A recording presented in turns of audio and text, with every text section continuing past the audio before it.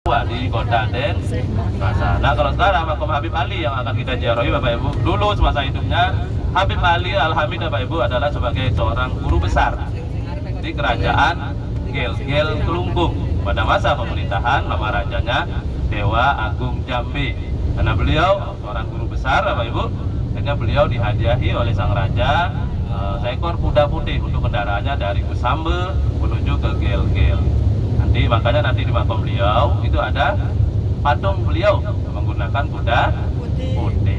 Tapi mohon maaf agak jauh Bapak Ibu ya, berada di Kabupaten Kelungkung namanya. Bapak Ibu sudah diinformasikan ada berapa kabupaten di Provinsi Bali? Hah? Lali. Yang paling pertama apa Pak Bu? Jembrana dengan ibu kotanya Kota Negara. Nomor 2 Tabanan dengan ibu kotanya Tabanan. Nomor 3 Denpasar. Badung Bapak Ibu dengan ibu kota. Bahkan Bapak Ibu ziarahnya kemarin ke Badung juga itu. Makamnya Pangeran Mas Sepuh berada di Kabupaten Badung. Cuma mohon maaf yang jaga makam beliau saudara kita yang beragama Hindu kemarin. Sudah diceritakan sejarahnya kenapa yang jaga orang Hindu Pak Bu? Belum. Saya ceritakan apa yang mungkin saudara teman saya lupa.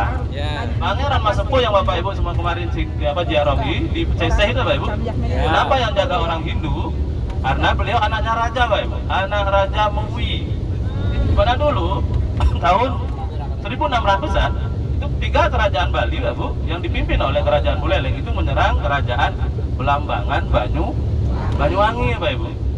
Yang dipimpin oleh rajanya di Belambangan dulu namanya Bre Wirabumi. Karena Bre Wirabumi itu mempunyai 3 orang anak. Yang pertama namanya Pangeran Mas Sedah, Pangeran Mas Pipi, ini laki-laki semua Pak Bu, dan anaknya yang perempuan yaitu Nyi Roro Dandang Gendis namanya. Bukan Nyi Roro Kidul loh, bukan Nyi Roro Kidul, mohon maaf. Nyi Roro Dandang Gendis namanya. Nah, tahun 1600-an itu diserang Pak Ibu oleh 3 kerajaan Bali ini yang dipimpin oleh kerajaan Buleleng. Kerajaan Buleleng, kerajaan Tabanan dengan kerajaan Mengwi. Diserang Pak Ibu, kalah, meninggallah Bre Wirabumi, raja kerajaan Buleleng itu Pak Ibu. Anaknya 2 orang ini berhasil melarikan diri dengan membawa beberapa prajuritnya lari ke Pasuruan. Di mana pada saat itu, pada zaman itu, Pasuruan itu di bawahnya kerajaan Demak Bintoro Pak Ibu. Di bawah kekuasaan Demak Bintoro. Terus Nyi Roro Dandang Gendis Bapak Ibu ini diambil jadi selirnya Raja Mengwi Bapak Ibu. Nah, terus Pangeran Mas Sedah dengan Pangeran Mas Pipi ini mohon bantuan dengan kerajaan Pasuruan. Kerajaan Pasuruan Bapak Ibu yang pada kala itu, pada saat zaman itu di bawah kerajaan Demak itu mau membantu Pangeran Mas Sedah dengan Pangeran Mas Pipi, asalkan Pangeran Mas Sedah dengan Pangeran Mas Pipi mau masuk Islam. Akhirnya Pak Ibu diterima syarat tersebut, Pangeran Mas Sedah dengan Pangeran Mas Pipi masuk Islam. Setelah diatur siasat Bapak Ibu, selang beberapa bulan, bahkan Nyi Roro Dandang Gendis itu yang diambil jadi selir Raja Mengwi Bapak Ibu itu sudah hamil. Hamil sebelum 3 bulan Bapak Ibu, diseranglah lagi kerajaan Belambangan yang sudah dikuasai oleh kerajaan dari Bali ini Bapak Ibu, terutama yang dipimpin oleh kerajaan Buleleng, di mana saat itu yang disuruh anaknya Raja Buleleng jadi raja di sana Bapak Bu. Bahkan meninggal beliau. Meninggal di sana di Belambangan Banyuwangi. Diserang Bapak Bu, diserang balik kerajaan Belambangan. Akhirnya kerajaan Belambangan yang dikuasai oleh Raja Bali itu kalah. Pangeran Raja Mengwi lari Bapak Bu pulang, bahkan beliau tidak sempat membawa keris pusakanya dan meninggalkan selirnya yang sudah dalam keadaan hamil. Singkat cerita Bapak Ibu, halo? Masih semangat ini? Singkat cerita, anak yang dikandung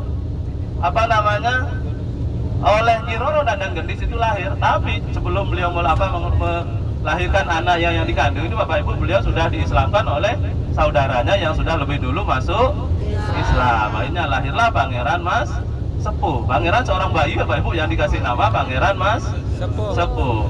Singkat cerita Bapak Ibu, Pangeran Mas Sepuh ini tumbuh menjadi seorang yang dewasa. Nah, sampai pada saat dewasa beliau ingin tahu dengan ayahnya.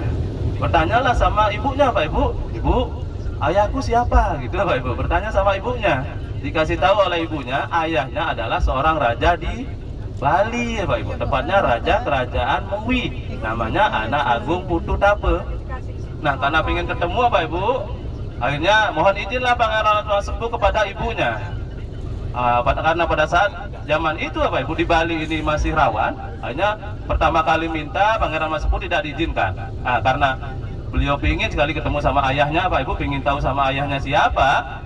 Akhirnya diizinkanlah oleh ibunya untuk berangkat ke Bali dengan dibekali keris pusaka peninggalan dari Raja Mengwi atau dari ayahnya Pak Ibu, supaya kalau dia ketemu nanti sama ayahnya tahu bahwa anak itu adalah anaknya gitu Pak Ibu, anaknya dia di mana. Terus tanya, dikasih tahu sama ibunya ayahnya adalah seorang raja di Bali, tepatnya raja kerajaan Mengwi. Berangkatlah Pak Ibu Pangeran Masepuh ke Bali dengan diiringi oleh beberapa orang pengawal. Saat datang ke Bali Bapak Ibu langsung dituju kerajaan Mengwi. Setibanya di istana Bapak Ibu bertemulah Pangeran Masepuh dengan sang raja.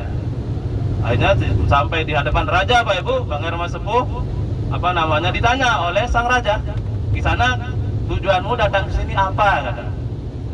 Tujuannya Pangeran Masepuh itu apa? Akhirnya dijawab oleh Pangeran Masepuh, Bapak Ibu, Tuhan mohon maaf, dulu Tuhan pernah mengalahkan atau menaklukkan kerajaan Belambangan Banyuwangi. Iya, terus Tuhan sempat meninggalkan selir atau istrinya Tuhan yang sedang dalam keadaan hamil. Iya, jawabnya sang raja Pak Ibu. Saya ini adalah anak yang dikandung oleh selir atau istri yang Tuhan tinggalkan dulu. Akhirnya raja tidak begitu saja Pak Ibu percaya. Karena melihat raja tidak percaya, akhirnya Pangeran Masepuh mengeluarkan keris pusaka yang diberi oleh ibunya Pak Ibu. Dikeluarkan kerisnya, tahulah sang raja itu bahwa Pangeran Masepuh itu anaknya. Karena diketahui dia anaknya raja, beliau sayang sekali Pak Ibu, karena sang raja zaman itu belum punya anak, belum punya keturunan laki-laki. Dari permaisurinya Pak Ibu itu anaknya wanita semua. Karena yang datang ini anaknya laki-laki, karena orang Bali ini seneng Pak Bu kalau punya anak laki-laki. Iya, di Bali ya Pak Ibu, yang dapat warisan itu adatnya di sini hanya anak laki-laki. Tidak tahu kalau di Tulungagung Pak Bu, yang dapat warisan semua dapat warisan. Ibu-ibu dapat juga Bu? Hah? Yang punya.